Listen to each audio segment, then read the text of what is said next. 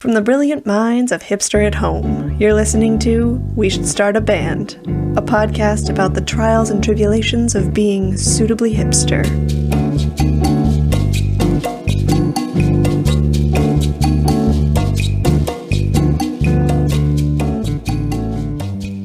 Welcome back to We Should Start a Band, a podcast brought to you by the Hipster at Home team. I'm Retro Denim Jacket, and I am joined by Heritage Avocado Toast and Cold Brew Kombucha. Today, we're discussing pretentious food. Let's dig in. It makes me giggle every time. I'm sorry. How do you giggle every time? I don't know, because she says, let's dig in. Dig into food. It's a food pun. We all saw it coming. Well, at any rate, before we tuck into today's topic, we do have a couple administrative points and follow-ups from last week's episode. Yes. Is it last week's? The previous episode. Yes. Yeah, the previous episode. So, question number 1. Have you gotten any almond-targeted ads? No. Instead, my suggested ads, probably based on Google Analytics, was for tomahawk steaks, camouflage menswear, and cookery. Well, it got the food thing right, so that's nice. I assume you're supposed to use all of these things at the same time. Oh. You cook your tomahawk steak on your new skillet while wearing camo. That's the vibe. I was going to put the steak in the camo so no one can find it. Oh, so no one else can find your steak. Yeah. Secret steak. It's my meat. So nobody but me can touch my meat. Oh, wow. And that happened. That's PG. This is a family-friendly, wow. Context matters. But anyway, right. no nut-targeted ads. Just meat. We're such small children. All right, second question was about the coconut whipping cream. Did it work? We've not tried the coconut whipping cream yet because it needs to sit in the fridge for 2 hours, which we've not gotten around to. However, we did try the oat milk ice cream. The chocolate oat milk ice cream. How'd it go? So delicious. Ooh. Chocolatey. It's pretty good. Yeah, creamy. Yeah, it makes your teeth a little filmy like full-fat cream would do. Yeah. Or clotted cream. Oh. Yeah, it's real creamy. Yeah. But definitely would eat again. Would make a sundae out of it. That sounds like a win in my book. Yes. Highly recommend. And I think oat milk ice cream is probably suitably pretentious. Yes, that makes the list. Yes. Well, actually, we have another follow-up that may or may not be on the list, but it was the oat and barley milk. Oh, yes. As to whether I'd actually tried it. Well, I have tried it now, and the barley makes a world of difference. Yeah, that's delicious. Okay. Not a hint of oat, really, which is good. That's awesome. Yeah. And it tastes sweet, because he actually did ask me, like, oh, does it have sugar? And we looked, and it does not have sugar. Nice. But it does taste sweet. We love a little bit of sweetness without all the nasty stuff. I think diving into the pretentious thing, too, because, on the first point that we had written in our notes that we never follow, but we do make them. We try so hard. We try. Is it Instagram worthy? And I will say that the first thing I did when I opened the oat milk ice cream container was Instagram the top label, because it has a goofy little pretentious statement on it. I mean, Instagram is one of the very instantaneous bars that I can think of for whether a food is pretentious or not. Oh, for sure. Are you posting it? Yeah. Does it look good? Yes. Is it plated? Yeah. If you are eating a food and you don't feel the need to take a photo of it, it's probably not pretentious.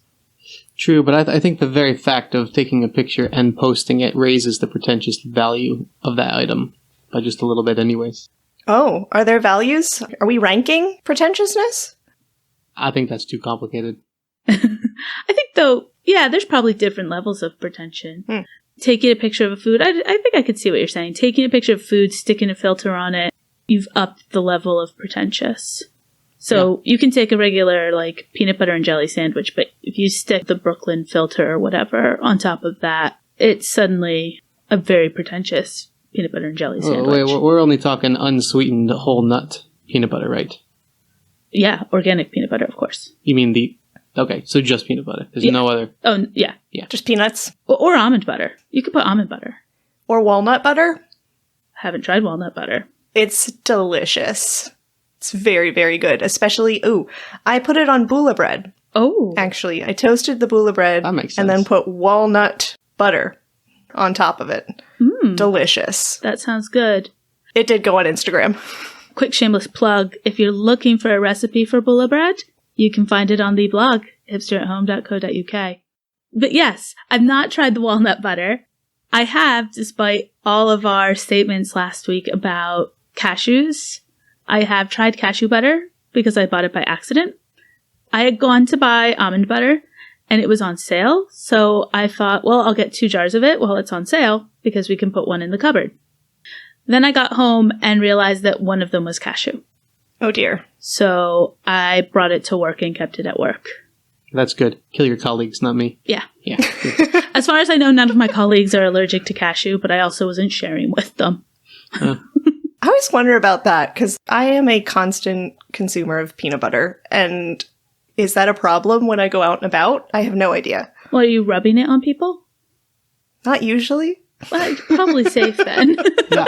I'm not sure what the risk is to the average passerby. Like, are you breathing heavily on them?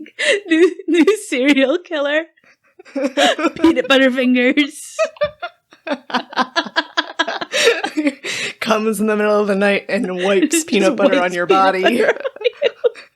Oh, that's cool. Oh, the true crime drama on that would get sticky. Wow. Get out. We're just here for the cheap jabs today. So apart from using spreadable nuts as weapons of murder, I do think that walnut butter is definitely the most pretentious one we've covered so far. That's just in another league. Yeah. Almond, peanut, that's too Almond mainstream. butter, I would say that at this point, almond butter is probably on par with peanut butter.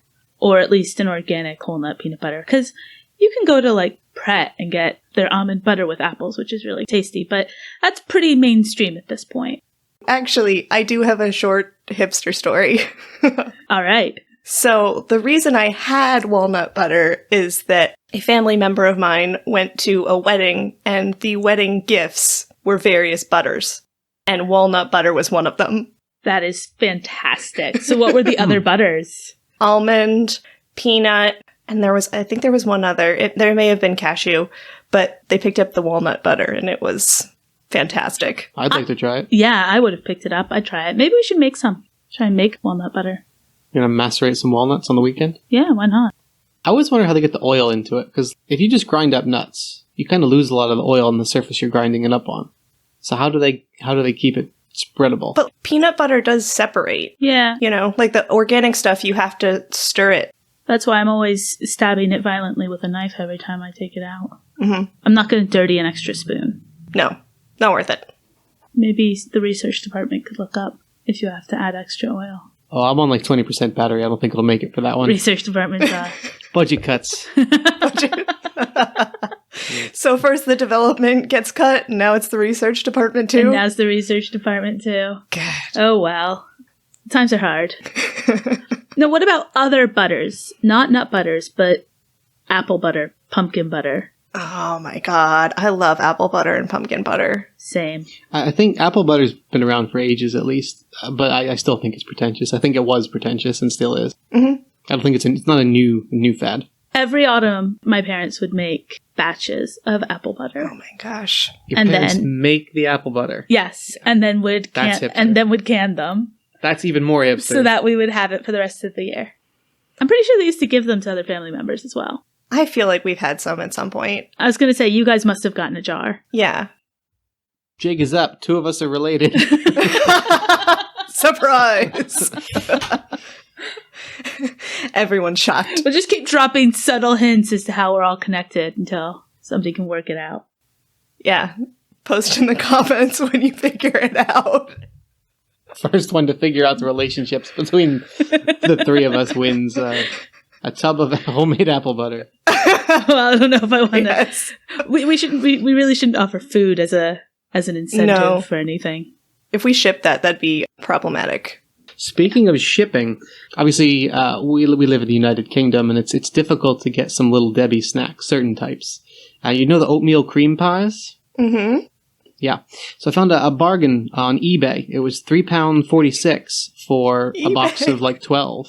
Mm-hmm. And the shipping was 20 pounds to get it over here. What a markup. Yeah. The actual product itself was reasonably priced. Yeah, I was going to say, that's not an awful price for... It's a bit expensive for Little Debbie. So if you buy 20 of them, say, does that mean that you get, like, cost of shipping just kind of goes across all of the product? Oh, I see what you're saying. I don't know. But I don't think you want 20 of those, but just as a thought. You say this. They're like my favorite snack. But I was going to say, are they like Twinkies? Will they just last forever? Probably. Will they be what gets us through nuclear winter? Yes. The answer's yes. Live on Little Debbie snack cakes. That would make them hipster, I think, if during the nuclear winter we're on the rooftop dining on Little Debbie snacks and apple butter. Yeah. Well, I'm sure we could make them. We could make them pretentious. One of our favorite shows, actually, is Make It Fancy from Tasty with Rie. And she is an inspiration when it comes to taking really basic American foods and making them pretentious. And I think we could channel her and do something with the Little Debbie snack cakes. Yeah, it's a good show. Listeners, you should check it out. Mm-hmm. Yeah, definitely. Highly recommend. Yeah, that gradient cheesecake made with Jell-O was beautiful. Yep. The candy corn macarons. Finding way to use candy corn. And we just watched the most recent one. Spoiler alert, it's Lunchables pizza. I miss those. Is that bad? I know, like, they're terrible for you. I know there's 8 million preservatives in there, but... Well, so this is one of the things that came up, is that she asked, was this a normal lunch thing for American children? And the producer said, well, it was more of a special lunch. Mm-hmm. And we were talking about that, because it's true. It was a special lunch. I know they marketed it as this is your replacement lunchbox. Yeah. But it was only ever a treat, really. I remember having them, but I don't actually know if mom and dad were the ones who purchased them, or if it was somebody else. And the most ridiculous thing for me, thinking about it now, is that at family gatherings and stuff, we have prosciutto and sopressata and, like, cheese and really fancy crackers, but the cheese and ham Lunchables were a treat. Yes, and the fact that they're perfectly cut to fit the cracker. Mm-hmm. Genius. Not that I don't appreciate cutting my own cheese. Shout out to my brother for giving us those lovely cheese knives with mermaids on them. Oh my gosh, they're gorgeous. Yeah. Speaking of things that add a level of pretentiousness. Yes. How you serve it. Well, mermaid knives. Mermaid knives. On a board. Everything on a board. Mm-hmm. Get rid of plates. Yeah. Down with plates. We don't have any mermen. No. They're both maids. You're right. I think they're maids anyways. Yeah. I don't We actually should probably know we should probably look for some how that mermen works. to go with them. I mean, really, we've mostly just Just got mer Disney's people. interpretation on it. Well, then there's the fantasy realms, of course. I'm D&D, okay with that Magic because the most of Gathering. them are pretty built. Hey. Only from the waist up, though. Are we saying that below the waist doesn't count now? You don't know how muscular their tail looks. I'm going to say, on my cheese knife, no, it doesn't. But yeah. Put it on a board. Or a trash can lid. I mean, that's a vibe. A shovel. Are we still talking about the mermaids? The plating. Oh no, now we're on plating. Oh. There's, like, a popular thing in the States called a garbage plate. And if you're not serving that on a garbage can lid, what are you doing with your life? Yeah. That's false advertising. For explanation. It's a lot of stuff and it's served all together. So, like, you choose, like, 4 things or whatever, and it's served all touching all together. Oh god, that's your nightmare. Isn't that your, like, worst nightmare? It is. Oh my god, it's touching. Yeah. It should be noted that I don't like my food to touch. Do you like burritos? Yeah. Okay, so the whole point of a burrito is everything's touching. Well, it's a singular thing, you know? I was going to say, I think in her mind that's one food. Yeah. It's like a taco is one food. He just plucked it from the taco bush. Well, taco bushes are the best. We have like 4 out back. When you're out foraging for your tacos. Food trucks. So wait, is a soft shell taco overripe? I think it's under. Oh, because it's soft. Oh, you're right. So it could be either, really. Yeah, I mean, because from a perspective, hard tacos are usually fried soft shells. So it's before you get to the hard taco. Yeah. But I think he meant like from a things that grow on trees. Mm-hmm. Fruit. Yeah, if you were picking it straight from the bush. We're sticking with bush. It's not a taco tree. It's taco bush. That's how it came into this conversation. That's how I was going to leave it. And it's probably about time to leave it. Yeah, there's a whole trend as well of just ridiculous plating from restaurants. They'll just put things on tree branches, in shoes. It's just ridiculous. Is it a high heel? Can be. Because if so, I'm okay with that. But if we're talking like a sneaker, that I have issues with. Or a welly. I have issues with shoes or feet anyways, so... Yeah, I was going to say, I'm not really I'm not okay with the whole feet thing. This explains the mermaid love. Yeah, it's true. You don't even have feet. I do love it. They have no feet. Don't have an issue. I do like the fact that so many places have taken the trend of bringing it out basically in what they've cooked it in. Because really, from an eco-friendly standpoint, you don't have to wash another dish. If you're cooking it in a little tiny cast iron and it's like a one-plate meal kind of deal, that's fine to serve that in. Unless you accidentally grab the handle. Yes. They often don't put anything over the handle, which I, as like someone who's extremely spastic, that's not helpful. I was cooking banakaku in one of the little mini individual cast irons that Dad had given me because when I went to uni, he was like, you need to have this so that you can cook. That's a good present. And I was cooking that. And I was not fully awake because it's, probably before noon. And I reached into the oven without a hot mat to get it out and grabbed the cast iron handle. Luckily, I let go very quickly, but yeah. That's not good. That was not fun. Do we have a recipe for banukaku? Because, it's just... in our family just said that it exists, but I haven't been able to find a recipe anywhere. It's really simple. I think different families have different ones. The one that the aunts always said was the one, and I think it's the one Grandma uses as well, and Mom, is 1 cup of flour, 2 cups of milk, 3 eggs, I believe. It goes by, I remember I was taught that the fewer letters is the higher number. And it literally is a 1-2-3 ratio. It's basically melt 5 sticks of butter in a pan and drizzle some flour in it. Yeah. That's banakaku. It's essentially sort of like a crepe batter, but you cook it in the oven and you heat the pan up with so much butter that you have a heart attack just looking at it. It comes out with pools of butter. It's delicious. It's delicious. It hits me a lot like between a crepe and a frittata. But very sweet. Well, I usually pour syrup on it, so that really helps. I've seen some people say that they put sugar, but we never did at home. We just tended to put sugar on top. And Dad used to make a version that he would put sliced apples and cinnamon on top. And I don't know how he got them to stay, but they would basically bake onto the top of it. I'll have to find out from him how he used to do it. But also they had one of those apple peelers that you crank and it peels and slices, like the spiralizer type thing. I love those. Yeah. I live for those. I mean, I know they make them now for zoodles or whatever you call them in your We've household. got one for a zoodle, yeah. But there's just nothing that beats the crank. Just sitting there at the table cranking away for apple pie. We have one, because living in a flat, obviously kitchen space is a bit of an issue.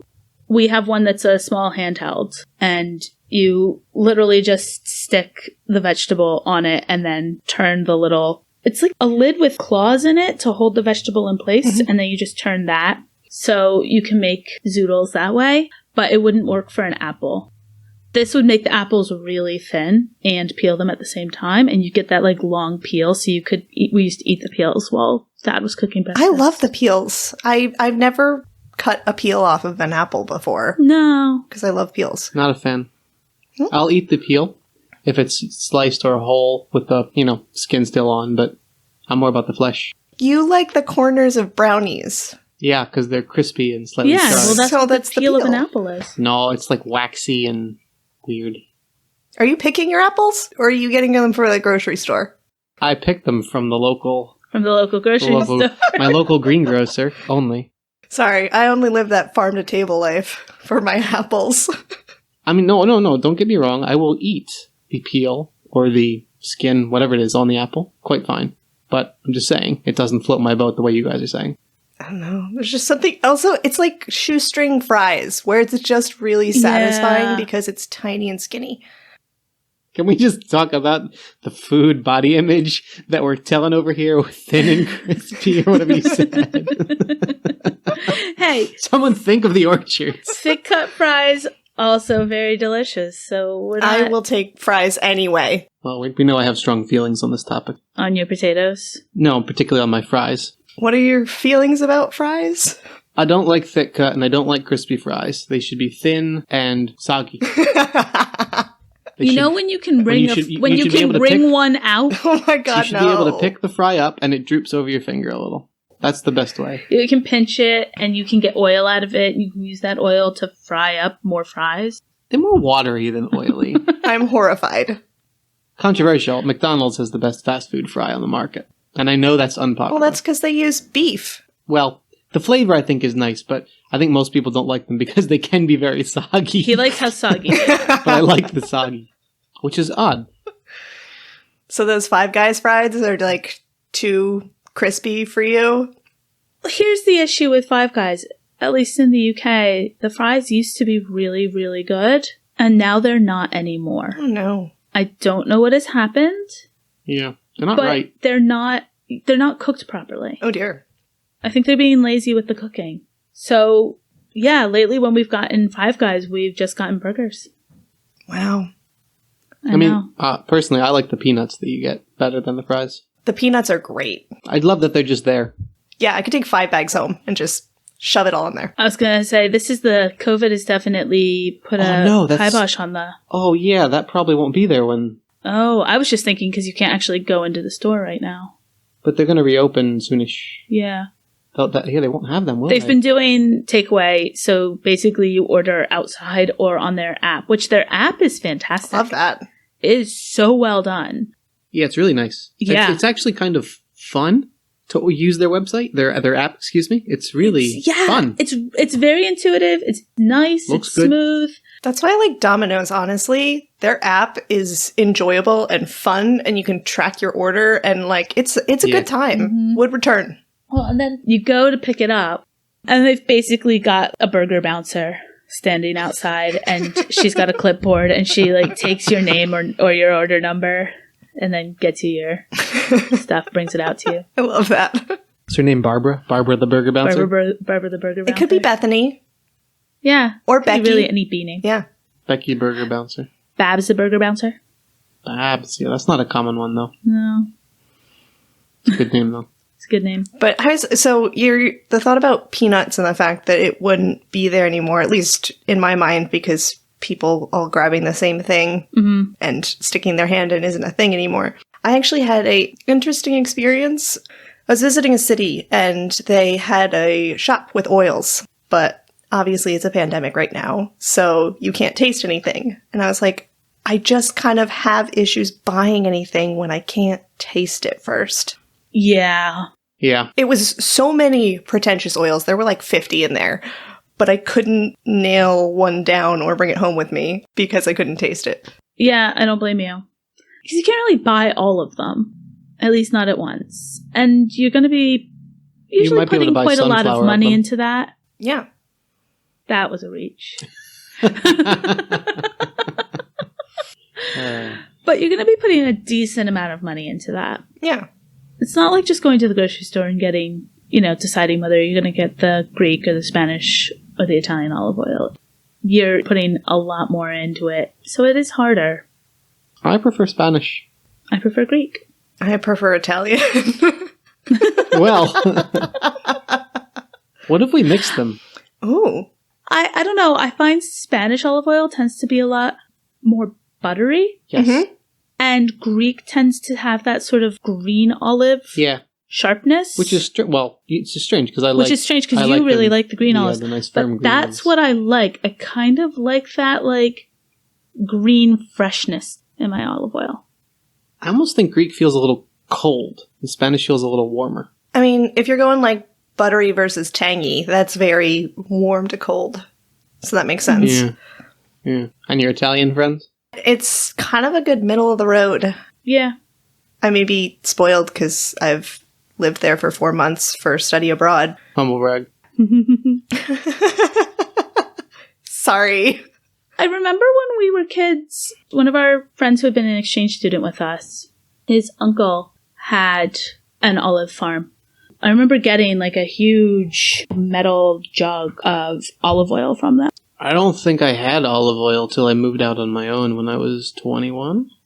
Really? Yeah, it was just spray, butter spray. Also, my parents have I think. olive oil, like the ceramic container that you can refill. Oh, I love those. They're gorgeous. So you can then buy it in the bigger bowl. Mhm. Get rustic. Yeah, Beautiful. they're beautiful. That's the thing is, I can't imagine life without oils. I always grew up with a bunch of different oils with different uses. Mm-hmm. So you have your virgin olive oil, you have your canola oil, and they have different uses. And now avocado oil, because that's a huge thing these days, because they all have different smoke points. Yep. Apparently, my father still refuses to cook with coconut oil. Good man. Why? It's so delicious. I don't know. Mom was saying that he refuses to cook with it. So what did she say? So he'll have heart disease and the rest of us will be fine.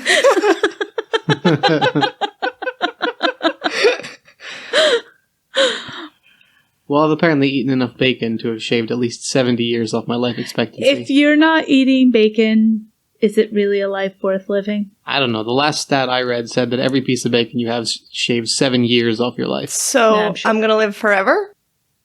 Well, this backfired. Yeah, I forgot that you don't like bacon. I keep trying to force myself to get into bacon because everyone else loves it, but it just never hits right. It's not an enjoyable experience for me, so like why put it into my body? Well, that's very hipster of you to force yourself to enjoy But a see- trend. You like sausages and such. Yes. I'm not as big a sausage fan myself. If you don't like the bacon, you don't like the bacon.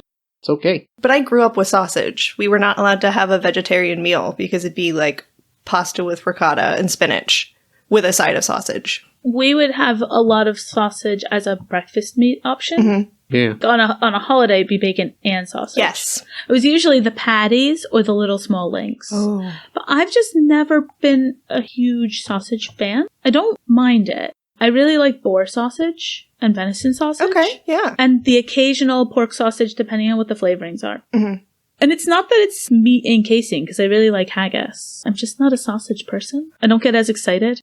The thing is if you're talking basic sausages, they aren't that exciting, but you can put anything into those. I've had a delightful sheep, apple, and was it rosemary? It was some kind of herb together in a sausage link, and that was fabulous. That sounds really good. To be fair, that was farm to table. We got that at a farm. That's the thing, too. I think if I'm going to get sausage, the best sausage I've had usually comes from a farmer's market or the butcher or something like that. The sausage that you tend to get at the regular grocery store just doesn't pack the same punch. No, it doesn't. One of my favorite places to have sausage is the Maibach Fest at Sly Fox, which is a local brewery. They have a goat race every May, and the name of the winning goat becomes the name of the beer. So Princess Jenny was 2 years in a row. Wow. They have all the worst kinds of sausages. all the worst. all the best worst. For my mother's 50th, Dad decided that he was going to do a surprise party and he wanted to do an Oktoberfest theme. You wanted to surprise your mother? Yeah, that went about as well as you can expect. For our listeners, my mother is not a surprise person. She likes to know and she likes to plan. And so she apparently accidentally saw somebody coming up to the house with a birthday gift and tried to turn around and leave. So her friend had to escort her back to the house. But he went to this special German butcher and just bought every crazy sausage he could find, as well as a few haunches of meat. It was a good Just time. went to town. Oh yeah, it was delicious. That sounds amazing. Was there a vegetarian option at all at the party? There weren't any in attendance, but like usually there's something, right? Oh, I'm not sure my father and vegetarian option go in the same sentence. Our fathers are very alike in that. The research department has found a little leftover money in the slush fund and has done some research on bacon sausage, and it does exist. Oh, all right. There are 2 types, apparently. Chipotle cilantro and bell pepper and onion. They take it by taking the bacon ends from pork bacon and then grinding it up into a sausage meat. Okay, I guess I could see that. I mean, sausage is basically the leftovers anyways. Yeah. They don't use too much pink salt, so we know we're on the right trend. And apparently they also use celery powder and cherry juice. Cherry juice. Yes. Interesting. That's very interesting. Thinking about it now, I think cherry juice would go wonderfully with bacon. Speaking of cherry juice, I still have some in the fridge. I haven't tried it yet. Some, then the whole bottle. Yeah. I love cherry juice. It's just a little bottle. I bought a little bottle of sour cherry juice the other day. But I bought that and I bought the kombucha cola. Okay. And I wanted to try the cola first. That's something I didn't think would exist, but makes sense. It was really good. Heritage Avocado Toast did not enjoy it. No. I enjoyed it a lot. I don't begrudge you for your mistakes. My dad always keeps sour cherry juice in the house because 1, no sugar, which is great, and 2, fabulous for cocktails. Oh, yeah. My mother likes it. She drinks it because it's supposed to have good health benefits. Mm-hmm. And then apparently my nephew really likes it as well because he's not really into sweet things. We can't all be sweet people. He likes marzipan. He does like marzipan, but he kind of has old man taste. Marzipan and cherry juice. He really likes, he likes the sour cherry juice. He likes marzipan. He likes Christmas pudding. He likes really strong cheeses. He doesn't have little kid taste. Mom did say that the sour cherry juice is really good with seltzer. I just, in my head, see the Polar logo, because that used to be the, super popular one here. Up in Connecticut, we would go and we would buy cases of their cranberry lime. Yep. Yeah, I'd never had it till we went to Connecticut. Polar birch beer also. I miss Polar's birch beer. I mean, I miss birch beer in general. That was one of the first things I grabbed when I came back, was birch beer. Yeah. Yeah, do miss birch beer. We requested it once. Yeah? Yep. Yeah, your parents brought it over. So, yep, brought some over. A couple things you just can't find, and sometimes you want. No, you can find sarsaparilla and some root beers here, but birch beer just still isn't really a thing. Yeah, they're all completely different. Yeah. And quite frankly, you can't get birch beer everywhere in the States either. It's very much a Pennsylvania thing. Well, Polar's northern. Polar's New England. Mm-hmm. You can get birch water here, but you can't get birch beer. Or birch wine. This could become a running thing. No. The day you guys find it will be quite the celebration. Oh, it's going to be a party. Speaking of running themes, we've strayed a fair bit from our made-up agenda. I'd like to bring the conversation a little back to oils, because we haven't talked about the elephant in the room, and that is truffle oil. Truffle, I think, needs no introduction and no explanation as to why it's on the hipster scale. But truffle oil, a lot of people get their bee in a bonnet, because they're like, oh, I can't believe you've gone out and gotten truffle oil. Well, you can buy a moderately priced truffle oil, and it's going to last you a long time, because you don't use it like you do olive or canola. You don't use it in large quantities. You use just a little bit. It's too strong for that. Yeah. So that one bottle will last you half a year, because you're using it for the flavor. You're not using it for cooking. You can, but I wouldn't. Well, and I find that with a lot of different oils and stuff like that is they look expensive, but you're not using that avocado oil all in one go. That's the thing. If you're going to do something fried or... Deep fried? Yeah. Yeah. Anything like that, you're going to be using like a sunflower oil or a vegetable oil or rapeseed oil or something like that. But you're not getting the fancy olive oil, the truffle oil, the avocado oil, those types of oils. You're not really doing a big deep fry in those. You can. You can. But for the most part, you're probably not. I mean, avos, that sounded stupid. Avocado oil has a very, very high smoke point, which is why it's really, really nice to cook with. It's really good for making potato chips, like crisps. I've had some very good crisps with avocado oil. When did you have this? You had them with me when we were in Denver. Denver? Yeah. Are we talking chips? It was the fries? Crisps. Yeah. It was the avocado oil with Himalayan salt. Oh, okay, yes. I do appreciate how you seem to pick up the weirdest chips. If they're in the store and you find a weird crisp flavor, you immediately need to take it home. Yeah. absolutely going to try it. If it's weird, I will eat it. They're usually all at least passable, to be fair. I'm not a big basic salted crisp fan unless it's a kettle crisp. Kettle cooked. I live for. I think plain Pringles are okay, but it's debatable as to whether that counts as a chip. I think they don't attract VAT in the UK because they're not enough of potato products to qualify for something. Yeah, there's some weird, they went to court over it, and yeah. When it comes to potatoes, the more potato there is, the happier I am. Mm-hmm. And crisp is not a lot of potato. It's not. But if it's a weird flavor, I will get it. And the Himalayan salt with avocado oil was not necessarily a weird flavor. It was the fact that it was done in the avocado oil that I wanted to try. Yeah, I mean, it sounds like a regular chip that decided to become pretentious. Sometimes making your food pretentious is more about the ingredients list than it is about the final product. Yeah. You could make the world's most basic food. Let's say you're making a grilled cheese sandwich. And you could do it with Wonder Bread and American cheese. And that would be fine. Or you could do that with sourdough toast and goat's gouda. Yep. And then fry it in an avocado oil. Yeah. Or clarified butter. Yeah. No mayonnaise. No mayonnaise. No mayonnaise.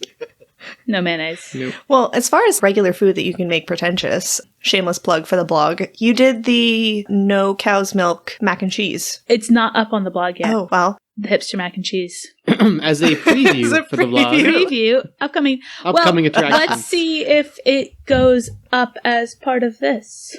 Ooh. So maybe our hipster mac and cheese, which was a goat's milk mac and cheese. Don't give everything away. You have to tease a little. Okay. Then they have to read the article. The noodles weren't normal either. Tune in next time. That sounded so sexual. Oh, I've made it creepy again. When do we not? Very true. But I would agree with what Heritage Avocado Toast is saying about the truffle oil being something that tends to get a bit of a bad rap because it's seen as pretentious. But it is an easy one to just have in your cupboard when you want to just fancy up your food a little bit. Very strong, so you don't need a lot. Yeah. So strong, in fact, that when you use it, the rest of the house can smell that you're using it. Yep. No mistaking it. You're like, someone's used truffle oil. Yep. And it tends to be an olive oil base, so you can throw a little bit of that in with your extra virgin olive oil to make it go a little bit farther. You can also get truffle salt, but that's not usually as strong as a truffle oil. I agree. It's like a hint of truffle. Yeah. Whereas the truffle oil is like, hello, I'm truffle. It's a punch in the face of truffle. Who doesn't want to get punched in the face by a truffle? I'm not picturing that. Dream big. Does it have boxing gloves? Is the truffle... I'm seeing a merch possibility here. Yes. Yes. And yes, it has boxing gloves. It's like standing there. It's little sneakers with the boxing gloves just hitting you in the face. We're going to have to talk to our graphic designer, and I'm not sure if I can disclose his name yet. I have to check with him before we're allowed to. Maybe he needs a hipster handle. I think he needs a hipster handle as well. I'll have to ask him what he wants his hipster handle to be. Truffy the Boxing Truffle. I think... I was thinking about it for a while, and if I don't get it out... Yeah. Boxing name. A boxing truffle. I feel like we've gotten off topic. Yeah. And speaking of salts, because it's not just truffle salt that you can use to make your food that little bit more pretentious. I mean, pink Himalayan. So many other salts. Yeah, pink Himalayan is just, you bought the crisps because they had pink Himalayan on there. And we are out at the moment, but tend to have a cracker of pink Himalayan salt. Oh, so good. And sometimes it's nice to have different types of salt. Yeah. They're different levels of salt, even like a kosher versus a regular table salt. Those have distinctly different tastes. Mm-hmm. And then you have different sizes of grain. We tend to use Malden sea salt, which I know is considered quite pretentious. It's delicious, though. And I find I use less of it. Yeah, it lasts a while. Mm-hmm. And I think that's probably better because honestly, so many things have such a high level of salt, as I can attest to tonight because we had takeaway and I've had 5 glasses of water now. I've never tried their smoked salt. Oh, I would really like to. That sounds delightful. I love everything smoked. Fair. But before we moved on to smoked things, there is one last salt, which is black salt. Ooh. And that is a cruelly overlooked salt. It really is. It is essentially a sort of a charcoal salt, but it's a completely different flavor palette than your sea salt or your Himalayan salt. And that's, I think once you get used to these things and you really let your pretentious flag fly, you'll start to see the differences, and then you'll have your uses for each different salt or each different oil. Most of the time, it's one of those things that you start collecting over time, but it really does make a difference. Part of the reason I pop my own popcorn always is because of salt levels. From the bag, I can't choose which kind of salt. If I want the black salt or the Himalayan, I can choose that. You can't control the oil, you can't control the salt. Mm-hmm. It's true. And I think, too, you start to build a cabinet of these things. So you have your different weird ingredients. We have our spice cabinet, which our spice cabinet's just become a hazard. It's gotten better since we pulled half of the containment And keep them onto on the counter. onto the counter.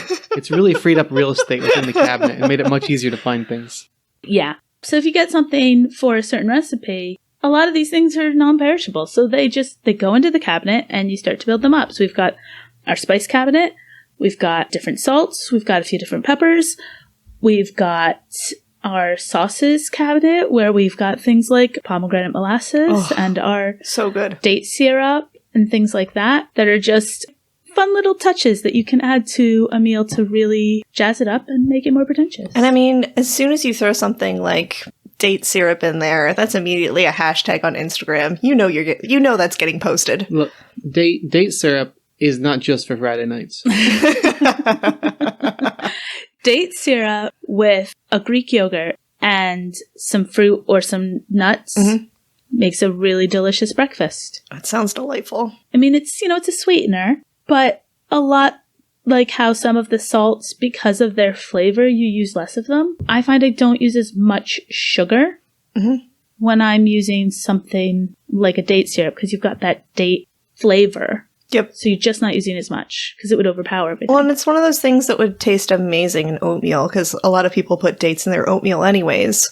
And if it's stopping me from using, not that I would ever use corn syrup, let's be honest, but an overabundance of honey, I'd rather just do that. Switch it up. I don't need as much. Yeah. It's there for the flavor. Yeah. Yep. Only Manuka honey, though, of course. Oh, so good. I don't know why it's different. It just is. And it's delicious. You have to leave the store with an armed guard to get it past security. Yeah. I am really partial to the sort of single flower honeys. Heather honey is my favorite. I love heather honey. Especially a hard set. Oh. On a bit of toast. You don't want any of that bee mingling. No. Gotta keep it straight. I mean, I love a good clover honey. It's like not as florally. It's kind of almost grassy, but in a very delicious way. I mean, I know there are some people who are very against honey, but I would rather encourage more people keeping bees if they see honey as a viable market. Yep. I'm all for it too, anything that's associated. So the butter that we buy, their whole thing is having the pastures, but then also keeping a certain amount of their land as wildflowers for bees and insects. I thought honey from whales came from sheep. Wait, the honey from whales? What? Because all they have is sheep in Wales. Oh. And But honey comes from bees. yeah, I know that, but the joke is that all they have is sheep, so their honey comes from sheep. Okay, I heard the joke and I got it, and it didn't hit. Yeah, that landed somewhere very far away.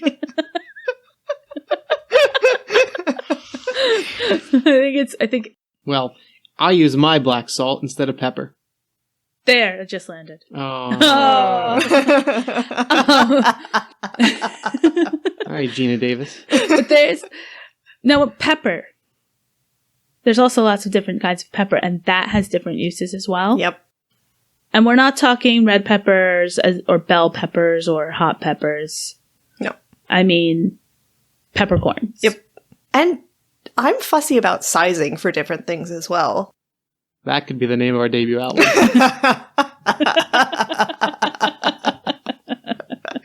I love it.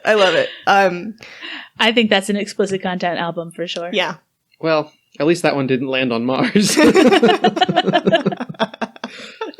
Anyways, continue with your peppers. But yeah, there's certain things that need a bigger grind and things that need a more finely ground pepper. It's too easy.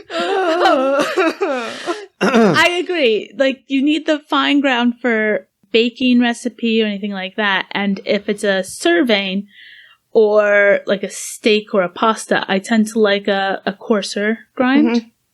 Coarser. That's the word I was looking for. That's what you were looking for. Caution on the pepper. This isn't pretentious, just more of a public service announcement. When you're making scrambled eggs, if you want to add pepper, you're supposed to add it near the end of the process so they don't turn gray. However, you could use black pepper, larger, grain, coarseness. That tends to be more bang for your buck when you bite into it. But if you go for the finely ground stuff, it's very easy to accidentally over pepper, and then you've ruined the whole batch. That is true. I don't know what the moral of the story is. It's just a word of caution. Mind your pepper. Mind your pepper. Mind your spices. I think and your salt. I think it's very easy in scrambled eggs to over-season. Mm-hmm. Yeah. All of mine lately have been the anything but the bagel spice. I just toss it on there. It's just delicious. We need this spice. Yeah. What were you saying before the everything but bagel? We were talking about scrambled eggs, coarse pepper, fresh cracked black pepper, Another thing that goes rainbow pepper, white pepper. I'm not as big a fan as of the rainbow peppers. Rainbow peppers, I find, are really good in stews or roast meats. Mm-hmm. Anything where you're throwing the peppercorns in whole. Yep. I find rainbow peppercorns better than black peppercorns. And then white pepper is a cruelly overlooked pepper. It is. White pepper goes in so many things, and it is underappreciated. Absolutely. Top tip, buy white pepper. It's excellent in stuffings. Yeah. Stuffing's so versatile. It is. You can throw anything in it, and it's still tasty. And it makes the meal feel more festive. Mm-hmm. Because you feel like you've put more effort in. It's a party in your mouth. Sorry. Oh, dear. Can't be trusted.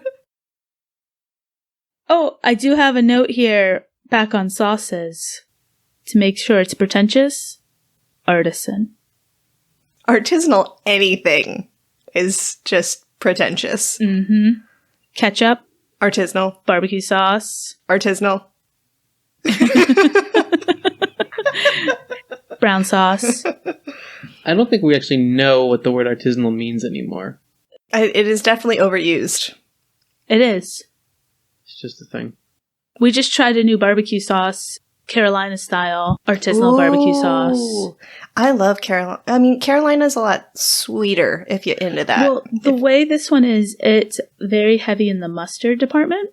Mm-hmm. And not so much in the sweet. So I actually really like it. Nice. It's that definite, like, mustard up your nose type of feeling. All things should just clear out my sinuses. That's what I aim for in a food. If I breathe clearer afterwards, it was a good meal. So there's a trend called shower beer or shower wine, right? Uh-huh. Mm-hmm. And a shower usually, if it's a hot shower, will help cleanse out the upper respiratory system.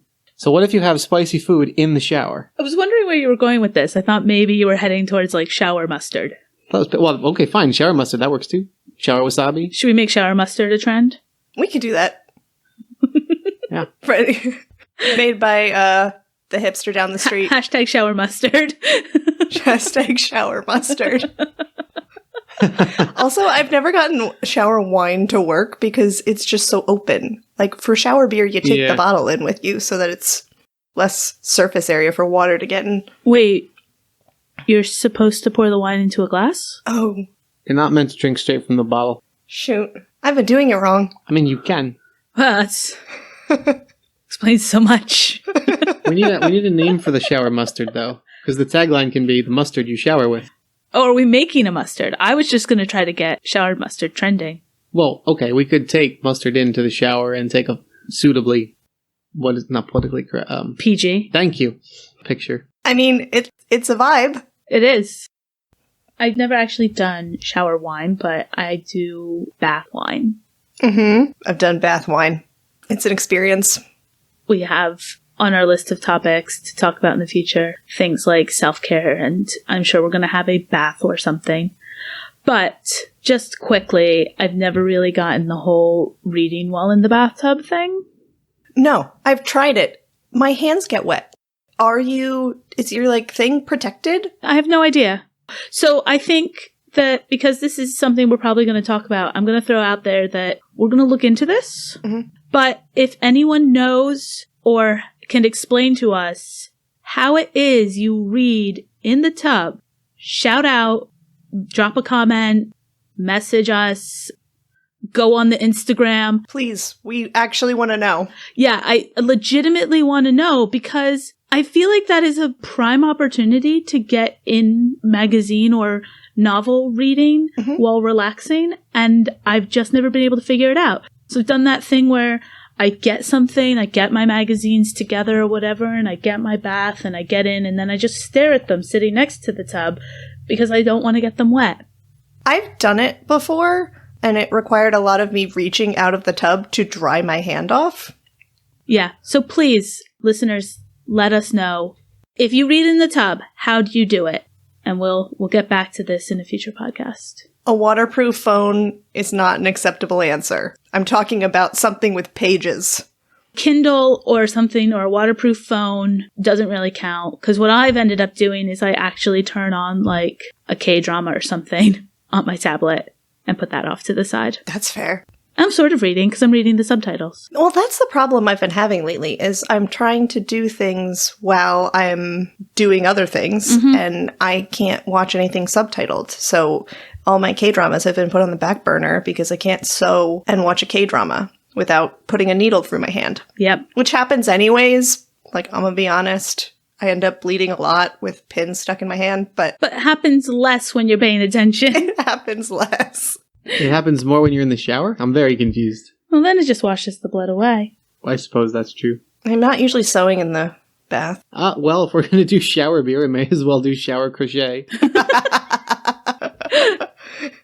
I mean, wool is quick dry, right? We're good. Maybe that's what we need after we've tackled how to read in the bath. We'll tackle how to crochet in the bath. I'm in. But that is not food. No. Nor is it pretentious. Well, I'd say it's probably pretentious. Shower crocheting as a sporting event is probably a little pretentious. But where did we leave off on the food? Oh, we haven't talked about, like, well, we briefly touched on bread. Crustic and rustic. Mm-hmm. Okay. Unpopular opinion. Sourdough is not pretentious anymore. No, it's not. No, that ship sailed. That's not an unpopular opinion. That's just fact. If you still have your own starter in your home, nobody cares anymore. It's over. Well, done. that company in LA that will come and watch your starter for you while you're on holiday cares. I'm not saying it's necessarily a bad business idea. No, I think there's definitely a market for it. Yeah. Mm-hmm. I'm wondering if once we all come out of lockdown, if business will pick up for them. Because I do wonder how many people will continue with their sourdough starters once they get back to their regular life. They're all getting trashed. Yep, I think so. It's like banana bread. It's going to get tossed out the window. It's like, no, I think what you mean is it's like those bananas that you put aside to make banana bread. What, they just stay in the freezer for years and yeah, years? The bananas that have gone too far, so you're just going to make banana bread out of them, but you haven't gotten around to it yet. So you put them aside and they get a little bit worse, and then you say, but I was going to make banana bread out of these. So then you put them into the fridge, and then they get in the way, and you say, yeah, but I was going to make banana bread out of these. So then you take the peels off them, and you stick them in a bag, and you put them in the freezer, and then half a year later, you're going through the freezer, and you find a bag of something, and you can't quite remember what it was. It's been more than a half a year. They're still in there. They're next to the ground courgette as well. Well, courgette bread is wonderful, and I don't think it's something that is too popular. But yeah, it's great, and it goes wonderfully with like cream cheese, the spread. Butter for the banana bread, I would say, but cream cheese spread for courgette bread. For the courgette. It's banana bread's pretentious cousin. Yeah, if banana bread is too basic for you, courgette bread. They're kind of like... Can also be found on the blog. Shameless plug. It's kind of like the brothers in any K-drama. There's like the sweet, straight-laced, nice one, and then the slightly edgier, edging on bad boy one. The banana and courgette. Are you trying to say that courgette is a bad boy? More so than the banana. I think courgette. I think No K-drama male lead is truly a bad guy. No. I think courgette bread's a hipster. Yeah. Banana bread rides a bicycle to work. Courgette bread rides a penny farthing to work. Yes. Research team is looking up penny farthing. I just tried to fetchingly toss my hair, but the headphones are not allowing me to do that. The research department has just double checked, and then went, "Oh yes, that." So the top search results for people also ask, why was it called a penny farthing? Are penny farthings dangerous? And what was the point of a penny farthing? Pretension. Being pretentious is not new. How penny farthing would you go? I think I smell garlic bread. Now, I assume that this is a homemade garlic bread that's happening? I haven't the in foggiest here? idea. I haven't been downstairs. Okay. And I don't have... Oh, wait. I may have a text about what it is. Super Make curious. sure they chop some parsley and I was sprinkle it going to over at the say, end. so are they going to be finishing it with any sort of an herb? Probably. I'm hoping it's not But cilantro. it doesn't have green flecks. It's not finished. Well, that's true. That would be a problem for you. Soapy. See, I like cilantro, but so many people do find it soapy. Apparently it's a gene. Interesting. Yeah, I've heard that as well. I find it delicious. Yeah, it's one of those things I'm always embarrassed to admit to as well. That's fine too. I like... It's not uncommon. Yeah, I think it's quite common. Well, when I was staying at my dad's, I had cilantro for like a year before I admitted it. But it's the kind of soapy... Like, it's going to ruin your meal, so I would say something. I think at this point, cilantro's too mainstream. Mhm. It gets used... Oh yeah, I prefer coriander. It gets used in too many things. Oh, dear. Parsley is basically a pair of Ugg boots. It's the basic part of the world.